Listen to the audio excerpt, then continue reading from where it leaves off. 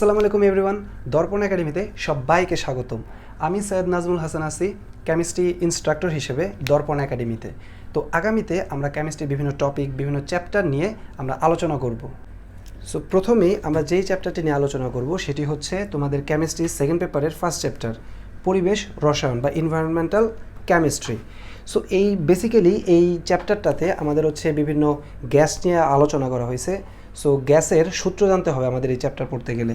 So প্রথমে যে সূত্রটা আসে সেটি হচ্ছে বয়েলের সূত্র, তারপরে যে সূত্রটি আসে সেটি হচ্ছে চার্লসের সূত্র। সো এই বয়েল এবং হচ্ছে চার্লসের যে সূত্রটা আছে সেখান থেকে আমরা আবার একটা সমন্বয় সূত্র বের করতে পারি। তার পরবর্তীতে যেটা আসে সেটা হচ্ছে অ্যাভোগাড্রো সূত্র। দেন এই বয়েলের সূত্র, চার্লসের সূত্র এবং অ্যাভোগাড্রোর যে সূত্রটা আছে সেটা থেকে আমরা বের করতে পারি আদর্শ গ্যাসের সূত্র। দেন এই আদর্শ গ্যাসটা কী এবং তার যেই কিছু ক্যারেক্টারিস্টিক আছে সেই আদর্শ গ্যাসের এবং বাস্তব গ্যাসের পার্থক্য আমরা সেখানে দেখব। এখানে আমরা আবার তিনটা ভাগে ভাগ করতে পারি, যে বাস্তব গ্যাসের আদর্শ আচরণ হতে বিচ্যুতির কারণ, এবং সেখান থেকে আমরা হচ্ছে ভ্যান ডার ওয়ালস সমীকরণ বের করতে পারবো। তারপর বাস্তব গ্যাসের আদর্শ আচরণের কিছু শর্ত আমরা সেখানে জানবো।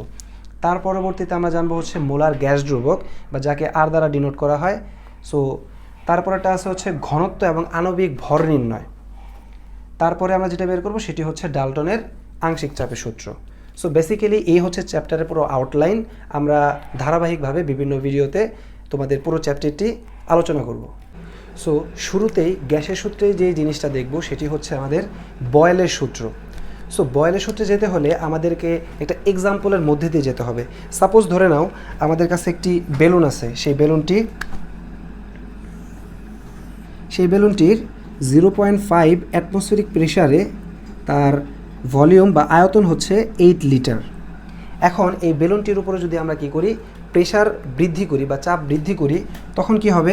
অবশ্যই তার আয়তন কমে যাবে। তার আয়তন কমে গিয়ে ধরে নিলাম 4 লিটার হলো, এবং এখানে ধরে নিলাম যে তার উপর 1 অ্যাটমসফেরিক প্রেসার ক্রিয়েট করা হলো। এই বেলুনটিতে যদি আমরা কি করি, আরেকটু চাপ বৃদ্ধি করি, তাহলে বেলুনটির আয়তন আরেকটু কমে যাবে। ধরে নিলাম তার আয়তন হচ্ছে 2 লিটার, এবং যে প্রেশারটা দিলাম সেটা হচ্ছে 2 অ্যাটমসফেরিক প্রেশার। এখন এই বেলুনটিকে যদি আমরা আরও প্রেশার ক্রিয়েট করি তাহলে কী হবে? তার আয়তন আরও কমতে থাকবে, এবং তাকে যদি ধরি তার আয়তন হচ্ছে 1 লিটার এবং তার উপর 4 অ্যাটমসফিয়ার প্রেশার এখানে অ্যাপ্লাই করা হলো। সো এখান থেকে আমরা দেখতে পাচ্ছি যে একটি বেলুনের উপর যত আমরা চাপ বৃদ্ধি করতেছি তার আয়তন তত কমতে থাকতেছে। সো এই কন্ডিশন থেকে বা এই এক্সাম্পল থেকে আমরা লিখতেই পারি যে একটা সমীকরণ দাঁড় করাতেই পারি যে তার আয়তনের সাথে চাপের ব্যস্তানুপাতিক সম্পর্ক V প্রপোর্শনাল টু 1/P। তো বয়েলের সূত্রে কী বলা হয়েছে যে আমরা একটু খেয়াল করি, স্থির তাপমাত্রায় নির্দিষ্ট ভরের কোনো গ্যাসের আয়তন ওই গ্যাসের উপর প্রযুক্ত চাপের ব্যস্তানুপাতিক। দেখো এখানে সেই কথাটাই বলা হয়েছে যে V প্রপোর্শনাল টু 1/P। যদি আমাদের এখানে প্রেশার বৃদ্ধি করা হয় তাহলে আয়তন কমতে থাকবে, আর যদি প্রেশার কমানো হয় তাহলে হচ্ছে আয়তন বৃদ্ধি পেতে থাকবে। এখন আমরা যদি প্রপোর্শনাল যে সাইনটা আছে সেটাকে যদি উঠিয়ে দেই তাহলে এখানে কি বসবে? ইজ ইকুয়াল, দেন আমরা এখানে একটা সমানুপাতিক ধ্রুবক বসাবো, তারপর 1/P। এখন পিটাকে যদি আমরা এই পাশে আনি তাহলে থাকে হচ্ছে PV is equals two K। এটাকে আমরা এখান থেকে আমরা একটা সমীকরণ পাই। এই সমীকরণ থেকে আমরা কি পাই? যে বলাই যায় স্থির তাপমাত্রায় কোনো গ্যাসের উপর যে চাপ এবং তার যে আয়তনের গুণফল এটি একটি ধ্রুব সংখ্যা। ওকে, আমরা যে সমীকরণটি পেলাম সেই সমীকরণটিকে এখন আমরা একটু প্রমাণ করে দেখাবো যে কিভাবে এই 4টি কেসের জন্য পিভি এর মানটা এখানে কিভাবে সমান হয়। আমরা যদি পিভি এর মানগুলো বের করি এই 4টি কেসের জন্য, সাপোজ এখানে আমাদের আছে 0.5 অ্যাটমসফেরিক প্রেশার, আর এখানে ভলিউম বলতে আছে বা আয়তন আছে 8 লিটার। তাহলে এখানে যদি পিভির মান বের করি 0.5 ইন্টু 8 4, এখানে যদি আমরা পিভির মান বের করি দেন এটা হচ্ছে 4, এটার জন্য যদি বের করি 4, এটার জন্য 4। তো দেখা যাচ্ছে আমাদের এই 4টা কেসের জন্য বা সবগুলো কেসের জন্য তার যে পিভি এর মান সেটা হচ্ছে একটা কনস্ট্যান্ট।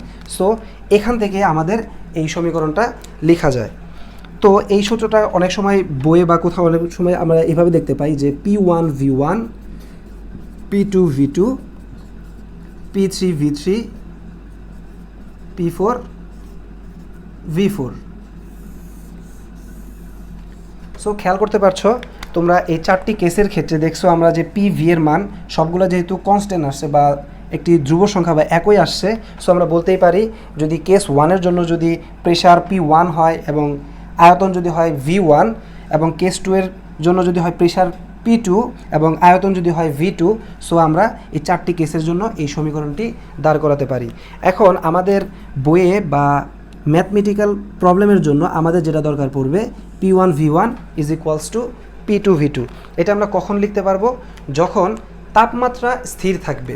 সো আমাদের এই কন্ডিশনগুলো বা এই যে আমাদের যে এক্সাম্পলটা দিলাম সবগুলো এই এক্সাম্পলটা তখনই হবে যখন তার টেম্পারেচারটা কনস্ট্যান্ট থাকবে। সো এটা খুবই খুবই ইম্পর্টেন্ট। বয়েলের সূত্র তখনই হবে বা তখনই মানবে যখন তার টেম্পারেচারটা কনস্ট্যান্ট থাকবে, কারণ এখানে বলেই দেওয়া হয়েছে স্থির তাপমাত্রায়। বয়েলের সূত্রের প্রথম যে গ্রাফটি দেখব সেটি হচ্ছে P বনাম V গ্রাফ।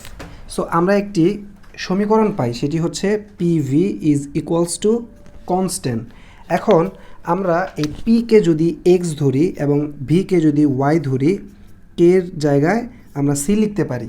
খেয়াল করে বলো তো এই সমীকরণটি দ্বারা কি বুঝতে পারছো? এই সমীকরণটি দ্বারা বোঝা যায় এটি একটি আয়তাকার অধিবৃত্তের সমীকরণ।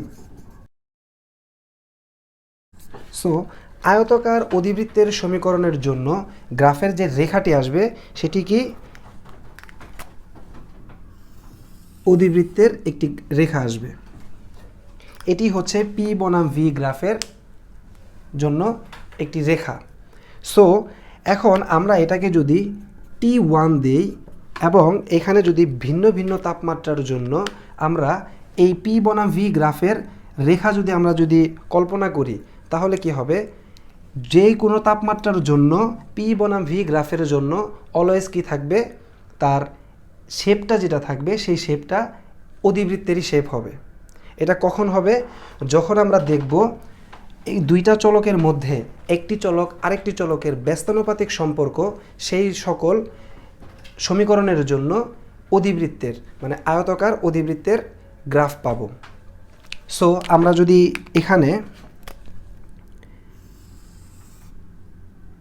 আরও দুটি রেখা টানি এবং এদেরকে নাম দেই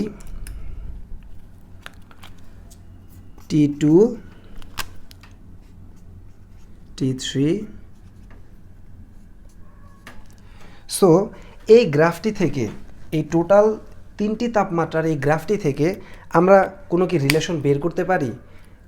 T3 বড় নাকি T2 বড় নাকি T1 বড় নাকি T1 ছোট বা T3 ছোট, এদের মধ্যে রিলেশন আদৌ কি আছে নাকি নাই, আমরা এখন এই গ্রাফটি থেকে বের করার একটু চেষ্টা করব।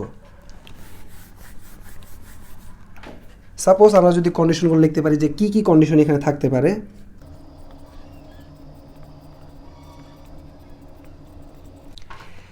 এই তিনটি কন্ডিশনের থেকে আমরা একটু বের করার চেষ্টা করব তাদের মধ্যে সম্পর্কটা কি। একটি গ্রাফের ক্ষেত্রে যদি তিনটি ভেরিয়েবল বা চলক থাকে, তখন আমাদেরকে কি করতে হবে? তার মান বের করার জন্য বা বোঝার জন্য আমাদেরকে কি করতে হবে? যেই কোনো একটি ভেরিয়েবলকে কনস্ট্যান্ট ধরে নিতে হবে। সাপোজ আমরা যদি ভিটাকে যদি এই জায়গায় কনস্ট্যান্ট ধরে নেই যে T1 T2 এবং T3 এর জন্য তার আয়তনের মানটা হচ্ছে সেম, তখন আমরা কি মান পাই? আমরা যদি এখান থেকে P বরাবর একটি গ্রাফ টানি, রেখা টানি, এদিকে আরেকটি রেখা টানবো, এদিকে আরেকটি রেখা টানবো। এখন এই থেকে আমরা কি দেখতে পাই? T1 এর জন্য তার P এর মানটা হচ্ছে এতটুকু, T2 এর জন্য তার P এর মানটা হচ্ছে এতটুকু এবং T3 এর জন্য তার P এর মানটা হচ্ছে সর্বাধিক। সো এই গ্রাফ থেকে আমরা বুঝতে পারছি, যেহেতু আমরা এখানে V কে কনস্ট্যান্ট ধরে নিয়েছি, এই গ্রাফ থেকে আমরা এখন কি বুঝতে পারছি? দেখা যাচ্ছে T3 এর জন্য P এর মানটা সর্বাধিক। তার মানে হচ্ছে আমরা গেলুসাকের সূত্র হতে কি জানি? P proportional to T। P proportional to T, তার মানে যার চাপ যত বেশি থাকবে তার টেম্পারেচার তত বেশি। যেহেতু T3 এর জন্য প্রেশার সব থেকে বেশি, তাহলে আমরা বলতেই পারি T3টা এখানে মানটা বড় এবং T1-এর জন্য প্রেশারের মানটা যেহেতু কম, তাহলে আমরা বলতেই পারি T1টা সব থেকে ছোট। তাহলে এখান থেকে আমরা কি পেয়েছিলাম? এখান থেকে আমরা লিখতেই পারি T3টা সবচেয়ে বড়, T2 তারপরে হচ্ছে T1। সো আমাদের এই কন্ডিশনটি ফুলফিল করে। এখন আমরা যদি V1 এই পাশে না লিখে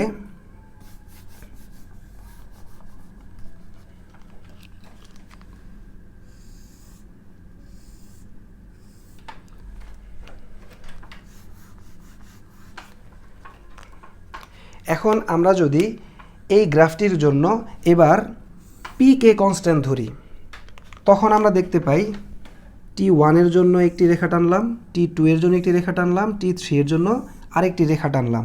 এখানে আমরা খেয়াল করি T1-এর জন্য T1-এর জন্য যে ভি এর পরিবর্তন সেটা হচ্ছে এটা, T2-এর জন্য পরিবর্তন যেটা সেটা হচ্ছে এটা,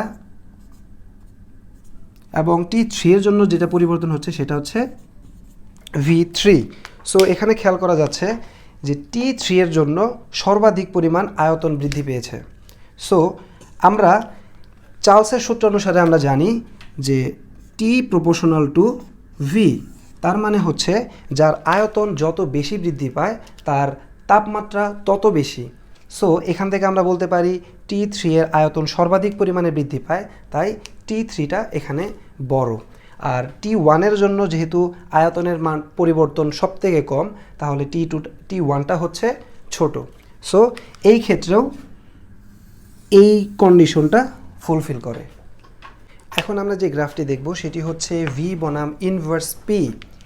এই গ্রাফটির জন্য আমরা আবার সেই সমীকরণটি লিখি PV is equals to constant.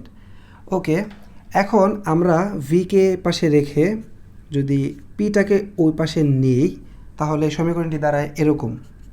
এখন আমরা যেটা লিখতে পারি সেটি হচ্ছে ভি এর পরিবর্তে যদি ওয়াই বসাই, সি এর পরিবর্তে এম বসাই, এবং 1/p এর পরিবর্তে যদি আমরা এখানে এক্স বসাই, তাহলে খেয়াল করে বলো তো এই Y is equals to M X, এটা কিসের সমীকরণ?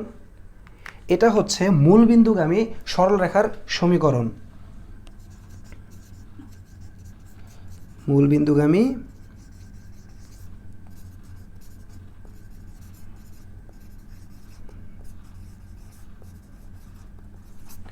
মূলবিন্দুগামী সরলরেখার সমীকরণ।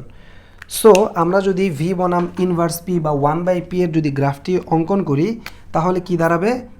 গ্রাফটির রেখা দাঁড়াবে মূলবিন্দুগামী একটি সরল রেখা, যার এখান থেকে যদি আমরা ঢাল বা স্লোপের মান যদি বের করি, সেটা কি দাঁড়াবে? তাদের যে সমানুপাতিক ধ্রুবক, যে কেটাকে আমরা ধরছিলাম, সেই কে বা সমানুপাতিক ধ্রুবকের এই মানটাই হচ্ছে সেটা ঢাল। তারপর আমরা যে গ্রাফটি দেখব সেটি হচ্ছে পিভি বনাম পি গ্রাফ। আমরা যে ইকুয়েশনটা পেয়েছিলাম সেটি হচ্ছে PV is equals to constant. That means এখানে যে পিভি, এই পিভি এর মানটা অলওয়েজ কনস্ট্যান্ট থাকবে বা ধ্রুব সংখ্যা থাকবে। এটা কিভাবে সেটা আমরা এখন দেখব। আমরা সাপোজ সেই আগের মতো আমরা চারটি এখানে বেলুন এঁকে নিলাম। জাস্ট বোঝার সুবিধার্থে দেখো যে 1 অ্যাটমসফেরিক প্রেসারে এখানে তার আয়তন হচ্ছে 12 লিটার, 2 অ্যাটমসফেরিক প্রেসারে তার আয়তন যেহেতু কমে গেছে সেটা হচ্ছে 6 লিটার, 3 অ্যাটমসফেরিক প্রেসারে তার আয়তন হচ্ছে 4 লিটার, এবং 4 অ্যাটমসফেরিক প্রেসারে তার আয়তন হচ্ছে 3 লিটার। এখন এই চারটি কেসের জন্য যদি আমরা এখানে পিভি এর মানটা বের করতে চাই, তাহলে বেরোবে হচ্ছে এটা 12, এটাও 12, এটাও 12, এটাও 12। এখন এই গ্রাফে যদি আমরা কি করি, মান বসাই পি এর সাপেক্ষে, পি এর মান 1 2 3 4, তাহলে 1 এর জন্য আমরা সাপোজ এখানে ধরে নিলাম এটি হচ্ছে 12, পিভি এর মান এটা হচ্ছে 12।